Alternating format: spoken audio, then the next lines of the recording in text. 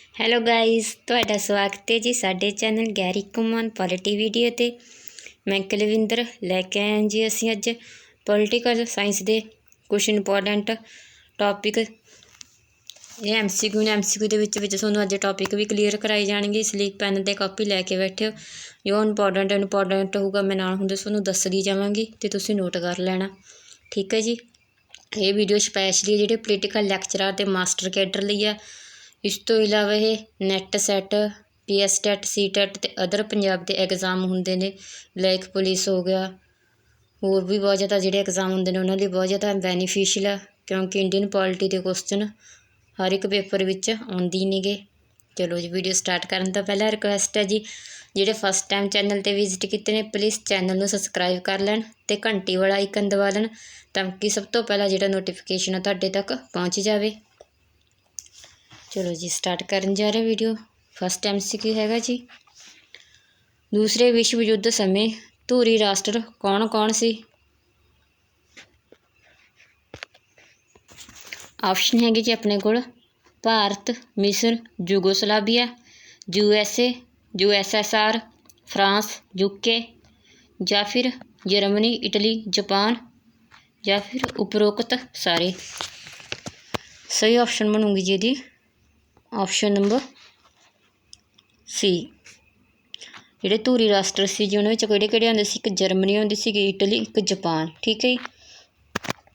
ਹਾਂਜੀ, ਜਿਹੜਾ second world war ਹੋਇਆ ਸੀ ਉਹ ਕਦੋਂ ਹੋਇਆ ਸੀ? 1939 ਤੋਂ 1945, ਠੀਕ ਹੈ ਜੀ। ਹੁਣ ਇਹਨਾਂ ਦੀ ਰਾਜਧਾਨੀ ਯਾਦ ਰੱਖਣੀ, ਰਾਜਧਾਨੀ ਵੀ ਯਾਦ ਕਰ ਸਕਦੇ ਹੈਗੇ। ਜਰਮਨੀ ਦੀ ਹੈਗੀ ਸੀ ਬਰਲਿਨ, ਇਟਲੀ ਦੀ ਹੈਗੀ ਸੀ ਰੋਮ, ਅਤੇ ਜਾਪਾਨ ਦੀ ਕਿਹੜੀ ਹੈ ਰਾਜਧਾਨੀ? ਟੋਕੀਓ। ਚਲੋ ਜੀ, ਨੈਕਸਟ ਚੱਲਦੇ। ਨੀਚੇ ਲਿਖੇ ਰਾਜਾਂ ਵਿੱਚੋਂ ਕੌਣ 1963 ਵਿੱਚ ਬਣਾਇਆ ਗਿਆ ਸੀ? ਆਪਸ਼ਨ ਹੈ ਜੀ ਮਣੀਪੁਰ, ਨਾਗਾਲੈਂਡ, ਮੇਘਾਲਿਆ, ਜਾਂ ਫਿਰ ਮਿਜ਼ੋਰਮ। ਸਹੀ ਆਪਸ਼ਨ ਹੈਗਾ ਜੀ ਆਪਸ਼ਨ ਨੰਬਰ B, ਨਾਗਾਲੈਂਡ, ਠੀਕ ਹੈ ਜੀ। ਨਾਗਾਲੈਂਡ 1963 ਵਿੱਚ ਬਣਾਇਆ ਗਿਆ ਸੀ। ਕਿੰਨਵੇਂ ਨੰਬਰ ਦੀ ਸੰਵਿਧਾਨਿਕ ਸੋਧ ਹੋਈ ਸੀ ਜੀ ਉਸ ਸਮੇਂ? ਨੋਟ ਕਰ ਲਓ ਜੀ, ਇਹ 13ਵੇਂ ਨੰਬਰ ਦੀ ਜਿਹੜੀ ਸੰਵਿਧਾਨਿਕ ਸੋਧ ਕੀਤੀ ਗਈ ਸੀਗੀ। ਹਾਂਜੀ, ਕਿਹੜਾ ਆਰਟੀਕਲ ਨਵਾਂ ਜੋੜਿਆ ਗਿਆ ਸੀ ਜਦੋਂ ਆਪਾਂ ਨਾਗਾਲੈਂਡ ਨੂੰ ਬਣਾਇਆ ਗਿਆ ਸੀਗਾ? ਤਾਂ ਆਰਟੀਕਲ ਕਿਹੜਾ ਸੀ? 271 ਕੱਕਾ, ਠੀਕ ਹੈ ਜੀ। ਇੱਕ ਨਵਾਂ ਆਰਟੀਕਲ ਜਿਹੜਾ ਭਾਰਤੀ ਸੰਵਿਧਾਨ ਵਿੱਚ ਐਡ ਕੀਤਾ ਗਿਆ ਸੀਗਾ, 13ਵੇਂ ਨੰਬਰ ਦੀ ਸੋਧ ਹੋਈ ਸੀ ਜੀ। ਇਹ 271 ਕੱਕਾ ਨਵਾਂ ਆਰਟੀਕਲ ਜੋੜਿਆ ਗਿਆ ਸੀਗਾ ਭਾਰਤੀ ਸੰਵਿਧਾਨ ਵਿੱਚ।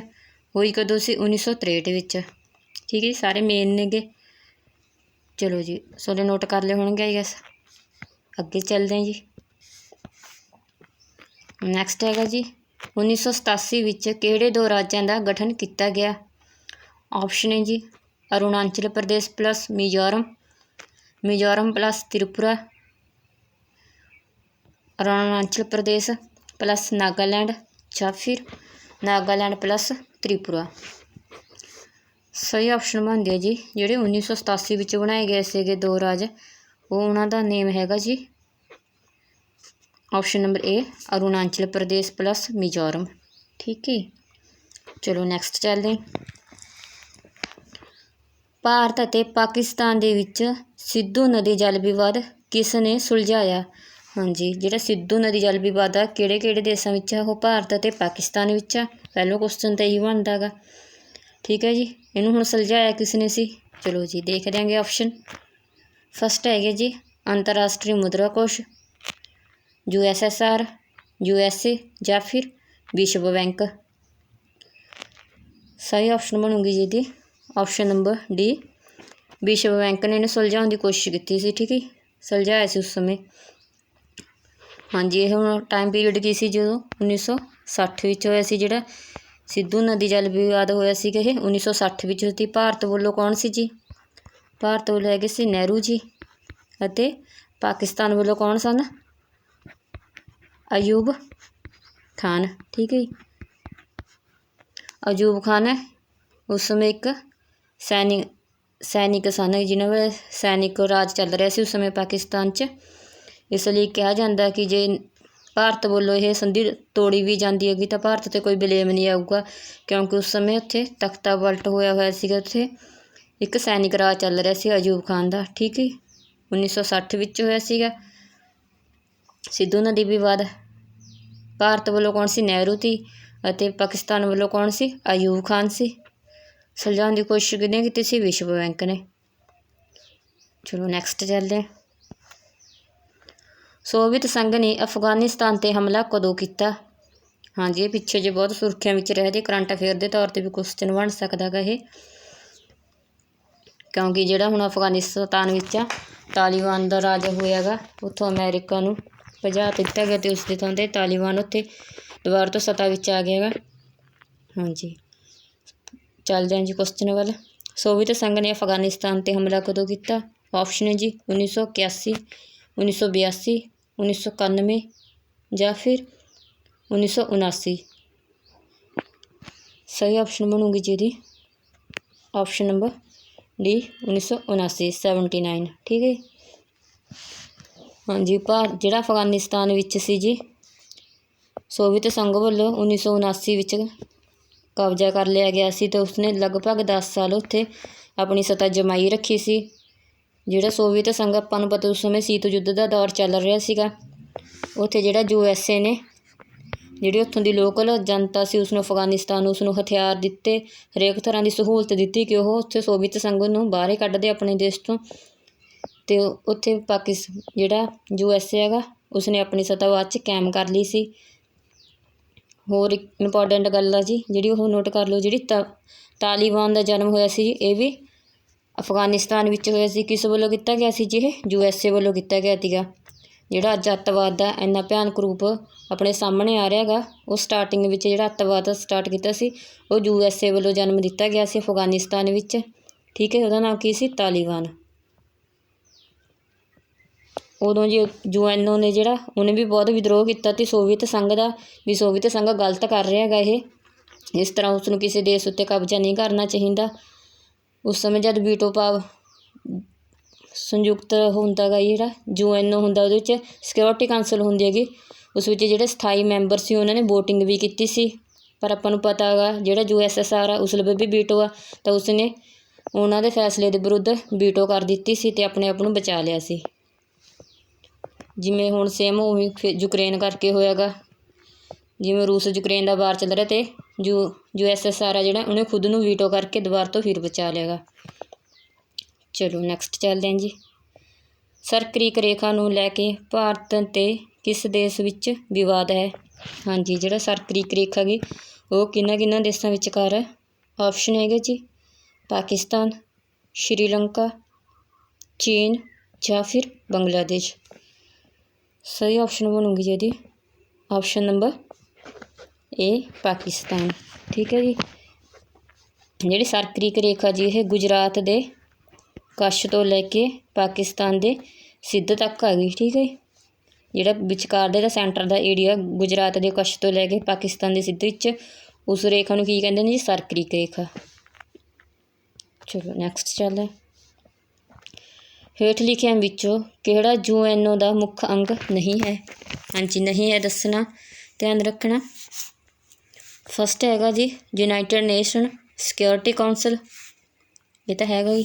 ਨੈਕਸਟ ਹੈਗਾ ਯੂਨਾਈਟਿਡ ਨੇਸ਼ਨ ਚਿਲਡਰਨ ਫੰਡ, ਇਹ ਨਹੀਂ ਹੈਗਾ ਜੀ। ਨੈਕਸਟ ਹੈ ਜੀ ਇਕਨੋਮਿਕਲ ਐਂਡ ਸਿਕਿਉਰਿਟੀ ਕਾਊਂਸਲ, ਇਹ ਵੀ ਹੈ। ਅਤੇ ਇੰਟਰਨੈਸ਼ਨਲ ਕੋਰਟ ਆਫ ਜਸਟਿਸ, ਇਹ ਵੀ ਹੈਗਾ, ਠੀਕ ਹੀ। ਹਾਂਜੀ, ਹੁਣ ਆਪਾਂ ਤੁਹਾਨੂੰ ਥੋੜ੍ਹਾ ਜਿਹਾ ਇਹਦੇ ਬਾਰੇ ਦੱਸ ਦਿੰਦੇ ਜਿਹੜਾ ਨਹੀਂ ਹੈਗਾ। ਆਪਣਾ ਆਨਸਰ ਕੀ ਬਣ ਗਿਆ? Option number B United nation children fund ਇਹ ਨਹੀਂ ਹੈਗਾ। ਇਹਦਾ ਪੂਰਾ ਨਾਮ ਕੀ ਹੈ ਜੀ? United nation children emergency fund. ਇਹ ਕਦੋਂ ਬਣਾਇਆ ਗਿਆ ਸੀ ਜੀ? ਇਹ ਬਣਾਇਆ UNO ਵੱਲੋਂ ਗਿਆ ਸੀ ਜੀ 11 ਦਸੰਬਰ 1946 ਵਿੱਚ ਬਣਾਇਆ ਗਿਆ ਸੀ। ਇਸ ਦਾ ਹੈੱਡਕੁਆਟਰ ਪੁੱਛ ਲਿਓ ਜੀ ਕਿੱਥੇ ਹੈਗਾ, ਉਹ ਹੈਗਾ ਜੀ ਨਿਊਯਾਰਕ ਵਿੱਚ, ਠੀਕ ਹੈ। ਇਸ ਦਾ ਪ੍ਰਧਾਨ ਕੌਣ ਹੈ ਜੀ? ਟੋਰੇ ਹੈਮਪਟਨ ਆ। ਮੁੱਖ ਦਫ਼ਤਰ ਕਿੱਥੇ ਜੀ? ਕੈਥਰੀਨ। ਚਲੋ ਨੈਕਸਟ ਚੱਲਦੇ ਹਾਂ। ਭਾਰਤ ਦੇ ਪਹਿਲੇ ਗੈਰ ਕਾਂਗਰਸ ਪ੍ਰਧਾਨ ਮੰਤਰੀ ਕੌਣ ਸੀ? ਹਾਂਜੀ, ਭਾਰਤ ਦੇ ਜਿਹੜੇ ਫਸਟ ਬਣੇ ਸੀ ਗੈਰ ਕਾਂਗਰਸੀ ਬਣੇ ਸੀ ਪ੍ਰਧਾਨ ਮੰਤਰੀ, ਉਹਨਾਂ ਬਾਰੇ ਪੁੱਛਿਆ ਗਿਆ। ਆਪਸ਼ਨ ਦੇਖਦੇ ਜੀ। ਫਸਟ ਹੈਗਾ ਜੀ ਜਗਜੀਵਨ ਸਿੰਘ, मोरारजी देसाई, चौधरी चरण सिंह, अटल बिहारी वाजपेयी। सही ऑप्शन है जी ये option number B Morarji Desai ते सीगा जी। ਜਿਹੜੇ फस्ट गैर कांग्रेसी प्रधान सी वो मोरारजी देसाई ते। जे सैकेंड पुछ ले तो सैकेंड कौन से जी? चौधरी चरण सिंह। ਜਿਹੜੇ अटल बिहारी वाजपेयी ਦਿੱਤੇ ਹੋਏ ਨੇ ਇਹ ਵੀ गैर कांग्रेसी ਸੀ ਜੀ। ਇਹਦਾ टाइम पीरियड कितना सी? 1997 तो 1998। ठीक है जी। ये लगभग 13 महीनों की गौरमेंट रही सी जी अटल बिहारी वाजपेयी की। तो जिहड़ा नंबर ए ते आपां नूं दिता होया जगजीवन सिंह, ये जिहड़ा 1977 विच मोरारजी देसाई बने सी जी प्रधानमंत्री, उसदा ये उप प्रधानमंत्री सी। जगजीवन सिंह 1977 विच मोरारजी देसाई दा उप प्रधानमंत्री रहा सी। चलो नैक्सट चलते हैं। गुट निर्लेप अंदोलन शिखर सम्मेलन के संदर्भ विच गलत विकल्प चुनो। हाँ जी, जिहड़ा नैम आ उस नाल संबंधित एक गलत विकल्प दिता होया उहनां विच आपां ने चुनना भी किहड़ा गा ओह। ऑप्शन नंबर ए है जी 15वां सम्मेलन कित्थे होया जी? समरल शेख 2009। हाँ जी, समरल शेख कित्थे है? इजिप्ट च। नैक्सट है जी 16वां शिखर सम्मेलन तेहरान विच होया सी 2012। तेहरान कित्थे जी? ये इराक विच पैंदा गा। नैक्सट है जी 17वां शिखर सम्मेलन कराकस 2015 की च पैंदा जी? वेनेजुएला च। नैक्सट है जी 7वां शिखर सम्मेलन इस्लामाबाद 1983 ईस्वी विच। सही बनदा जी ऑप्शन नंबर डी, क्योंकि जिहड़ा इस्लामाबाद च नहीं होया सी ये कित्थे होया सी जी? ये दिल्ली विच होया सीगा। ठीक है, इसकी प्रधानगी किहने कीती सी? इंदिरा गांधी ने कीती सी। चलो नैक्सट चलते हैं। सही दा चुनाव करो। फस्ट हैगा जी अकटांड 1972, कोरिया युद्ध 1950 तो 55, क्यूबा संकट 1960, बरलीन दीवार का गिरना 1990। सही ऑप्शन है जी चो जिहड़ा सही है वो हैगा जी ऑप्शन नंबर ए अकटांड। अकटांड की सी जी? एक कॉन्फ्रेंस सी। जिहड़ा पूरा नाम की सी कॉन्फ्रेंस दा? United nation conference on trade and development.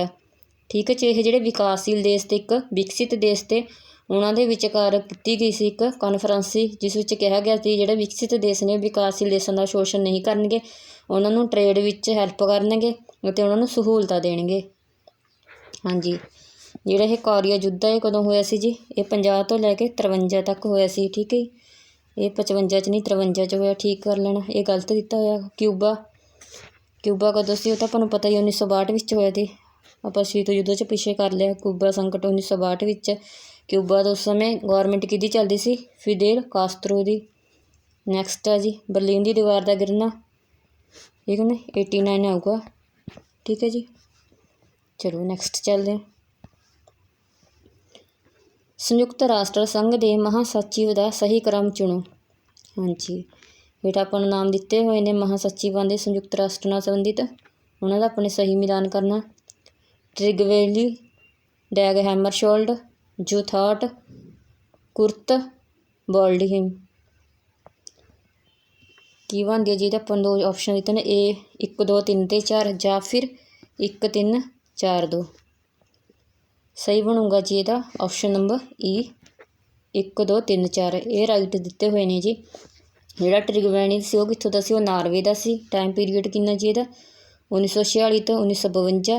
Next है कोई डैग हैमरशोल्ड, ये कित्थों दा सी? स्वीडन का सी। डैग हैमरशोल्ड जी अपने कार्यकाल दौरान ही डैथ हो गई सी। ठीक है, मरण उपरंत इसनूं शांति पुरस्कार भी दिता गया सीगा। इसका टाइम पीरीयड नोट करना कर सकते हो। यह टाइम पीरीयड हैगा सी 1953 तो 1961। नैक्सट हैगा जी जूथार्ट, ये म्यांमार तो सी जी। ਇਹਦਾ टाइम पीरीयड नोट कर लो 61 तो 71। तो नैक्सट लास्ट हैगा जी अपने कोल कुर्त बॉल्डहिम, ये कित्थों दा सी जी? ये आस्ट्रेलिया का सी। ਇਹਦਾ टाइम पीरीयड की होगा 1972 तो 1981। ठीक है, ट्रिगवेली का 1946 तो 1952 जो बनी सी उस तो लैके हुण तक सी 52 तक सीगा। नैक्सट डैग हैमरशोल्ड 1953 तो 1946। जूथार्ट का हैगा सी जी 1961 तो 1971। तो हुण किहदा जी? कुर्त वल्दीमीर दा लास्ट है जिहड़ा आस्ट्रेलिया च ਉਹ ਕਦੋਂ ਦਾ ਸੀ ਜੀ 1972 ਤੋਂ 1981। ਚਲੋ ਨੈਕਸਟ ਚੱਲਦੇ ਹਾਂ ਜੀ। ਗਲਤ ਨੂੰ ਚੁਣੋ। ਯੂਨੈਸਕੋ ਦਾ ਹੈੱਡਕੁਆਟਰ ਕਿੱਥੇ ਜੀ? ਪੈਰਿਸ। ਯੂਨੀਸੇਫ ਦਾ ਨਿਊਯਾਰਕ। ਵਿਸ਼ਵ ਵਪਾਰ ਸੰਗਠਨ ਜਨੇਵਾ। UN ਦਾ ਹੇਗ। ਈਜ਼ੀ ਜਾ ਜੀ, ਇਹਦਾ ਪਤਾ ਆਪਾਂ ਨੂੰ ਲੱਡੂ ਕੁਐਸਚਨ ਆ ਗਿਆ। ਆਪਸ਼ਨ ਨੰਬਰ ਡੀ ਗਲਤ ਹੈ ਜੀ। ਜਿਹੜਾ UN ਦਾ ਹੈੱਡਕੁਆਟਰ ਉਹ ਕਿੱਥੇ ਹੈਗਾ ਜੀ? ਉਹ ਨਿਊਯਾਰਕ ਵਿੱਚ ਆ। ਠੀਕ ਹੈ। ਅਤੇ ਜਿਹੜਾ ਹੇਗ ਆ, ਹੇਗ 'ਚ ਕੀ ਹੈ ਜੀ? ਇੱਥੇ ਅੰਤਰਰਾਸ਼ਟਰੀ ਅਦਾਲਤ ਪੈਂਦੀ ਹੈ ਜੀ। UN ਦੀ ਜਿਹੜੀ ਅੰਤਰਰਾਸ਼ਟਰੀ ਅਦਾਲਤ ਆ ਉਹ ਹੇਗ ਵਿੱਚ ਹੈਗਾ। ਜਿਹੜਾ UN ਦਾ ਹੈੱਡਕੁਆਟਰ ਉਹ ਕਿੱਥੇ ਆ ਜੀ? ਨਿਊਯਾਰਕ ਵਿੱਚ ਆ। ਨਿਊਯਾਰਕ ਕਿੱਥੇ ਪੈਂਦਾ ਜੀ? ਨੀਦਰਲੈਂਡ ਵਿੱਚ। ਚਲੋ ਨੈਕਸਟ ਚੱਲਦੇ ਹਾਂ। ਵੀਟੋ ਪਾਵਰ ਦਾ ਉਪਯੋਗ ਕਰਨ ਵਾਲੇ ਦੇਸ਼ਾਂ ਨੂੰ ਘੱਟ ਤੋਂ ਵੱਧੇ ਕ੍ਰਮ ਵਿੱਚ ਲਿਖੋ।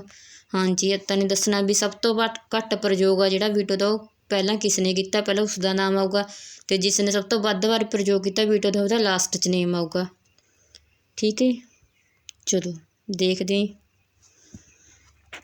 ਫਸਟ ਹੈਗਾ ਜੀ ਫਰਾਂਸ, ਬ੍ਰਿਟੇਨ, ਅਮੈਰੀਕਾ, ਸੋਵੀਅਤ ਸੰਘ। ਆਪਸ਼ਨ ਨੰਬਰ ਬੀ ਸੋਵੀਅਤ ਸੰਘ, America, Britain, France, Britain, Soviet ਸੰਘ, ਅਮੈਰੀਕਾ। ਜਾਂ ਫਿਰ ਆਪਸ਼ਨ ਨੰਬਰ ਡੀ ਹੈਗਾ ਫਰਾਂਸ, ਅਮੈਰੀਕਾ, ਸੋਵੀਅਤ ਸੰਘ ਅਤੇ ਬ੍ਰਿਟੇਨ। ਸਹੀ ਆਪਸ਼ਨ ਹੈਗੀ ਹੈ ਜੀ ਇਹਦੀ ਆਪਸ਼ਨ ਨੰਬਰ ਬਣੂਗੀ ਆਪਸ਼ਨ ਨੰਬਰ ਸੀ ਬਣੂਗੀ। ਠੀਕ ਹੈ ਜੀ। ਬ੍ਰਿਟੇਨ, ਸੋਵੀਅਤ ਸੰਘ ਅਤੇ ਅਮੈਰੀਕਾ।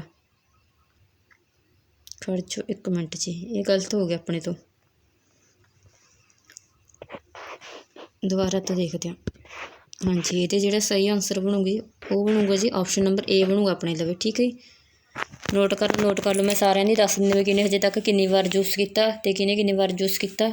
ਫਸਟ ਨੇਮ ਹੋਊਗਾ ਜੀ ਫਰਾਂਸ, ਪਲੱਸ ਚਾਈਨਾ ਨੇ ਕਿੰਨੀ ਵਾਰ ਯੂਜ਼ ਕੀਤੀ ਹਜੇ ਤੱਕ? ਵੀਟੋ ਪਾਵਰ 18 ਵਾਰ ਕੀਤੀ ਹੈ ਜੀ। ਉਸ ਤੋਂ ਜਿਹੜਾ ਨੈਕਸਟ ਆ ਜਾਂਦਾ ਜੀ UK ਆ ਜੂਗਾ ਜੀ।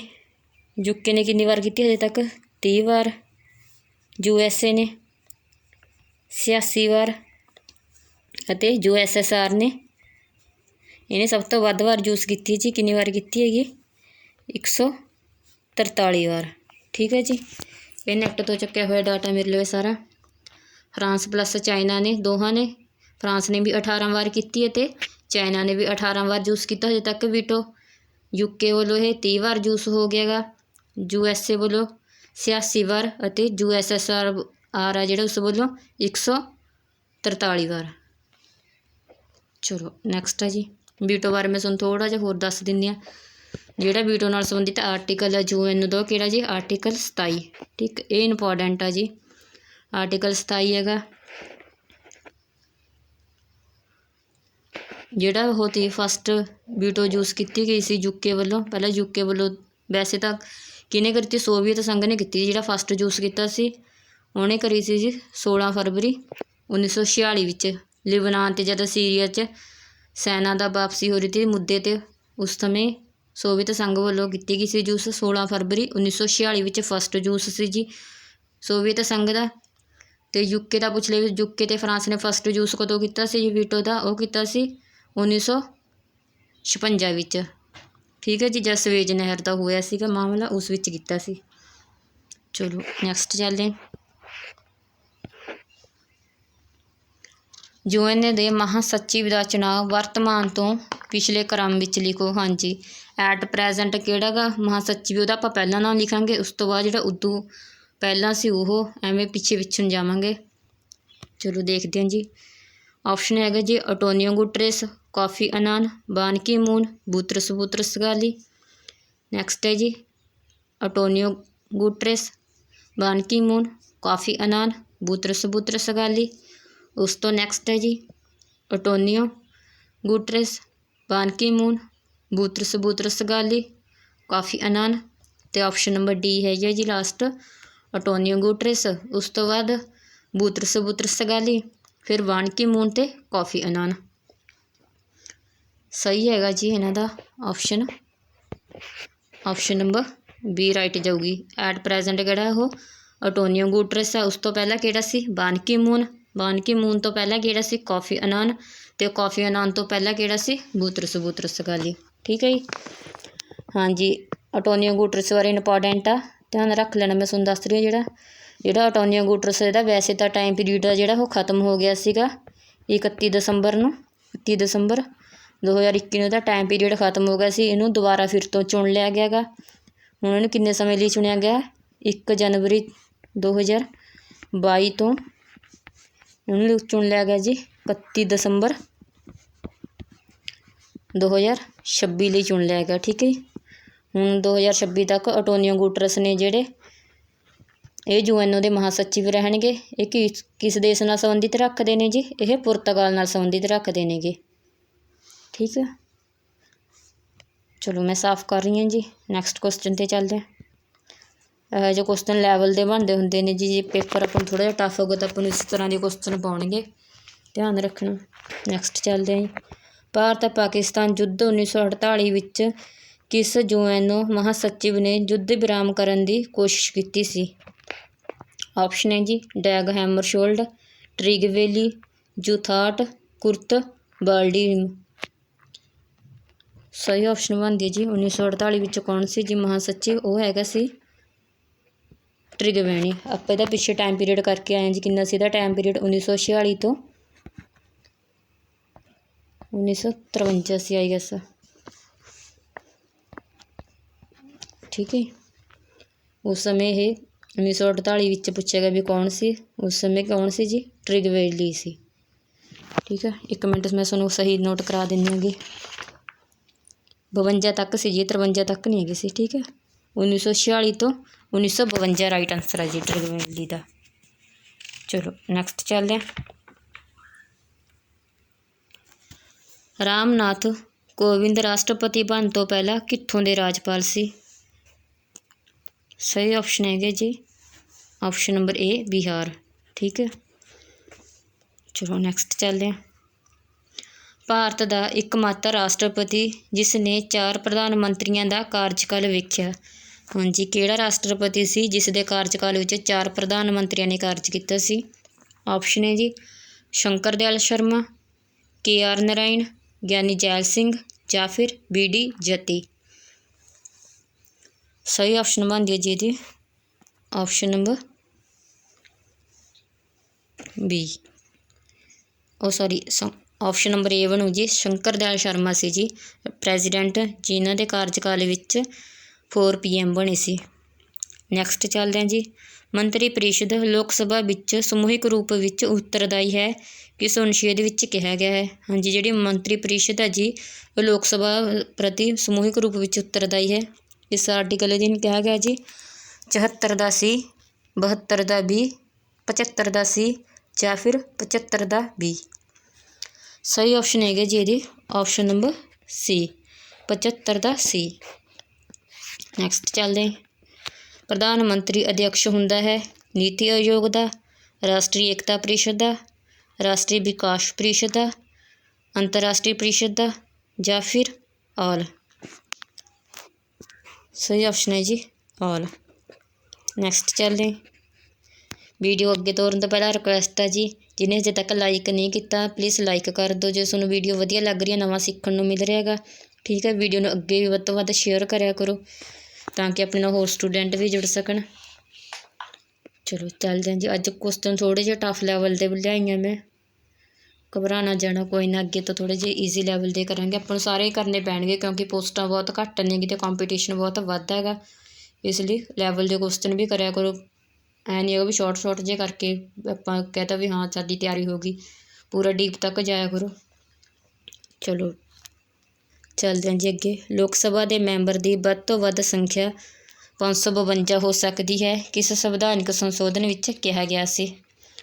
ਆਪਸ਼ਨ ਹੈ ਜੀ 42ਵੇਂ, 44ਵੇਂ, 41ਵੇਂ ਜਾਂ ਫਿਰ 52ਵੇਂ।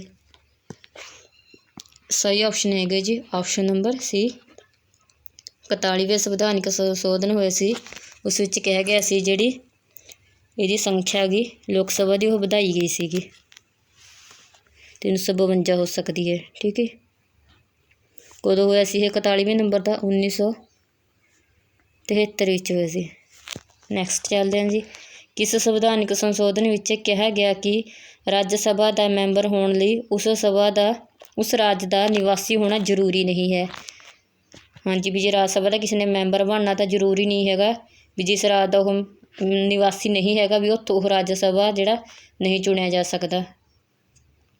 ਆਪਸ਼ਨ ਹੈ ਜੀ 91 ਸੋਧ 92 93 ਜਾਂ ਫਿਰ 96। ਆਪਸ਼ਨ ਨੰਬਰ ਏ ਰਾਈਟ ਆਨਸਰ ਹੈ ਜੀ। ਚਲੋ ਨੈਕਸਟ ਜਾਂਦੇ ਹਾਂ। ਅੱਜ ਲਈ ਇੰਨੇ MCQ ਤੇ ਬਾਕੀ 4-5 ਸਲਾਈਡਾਂ ਨੇ ਮੈਂ ਜਿਹੜੀਆਂ 1 ਲਾਈਨਰ ਦੀਆਂ ਲੈ ਕੇ ਆਈਆਂ ਗੀ। ਚਲੋ ਸਟਾਰਟ ਕਰਦੇ ਹਾਂ ਜੀ। ਕਿਸ ਸੰਵਿਧਾਨ ਸੋਧ ਦੇ ਤਹਿਤ ਸਿੱਕਮ ਨੂੰ ਭਾਰਤ ਦਾ 22ਵਾਂ ਰਾਜ ਘੋਸ਼ਿਤ ਕੀਤਾ ਗਿਆ ਸੀ?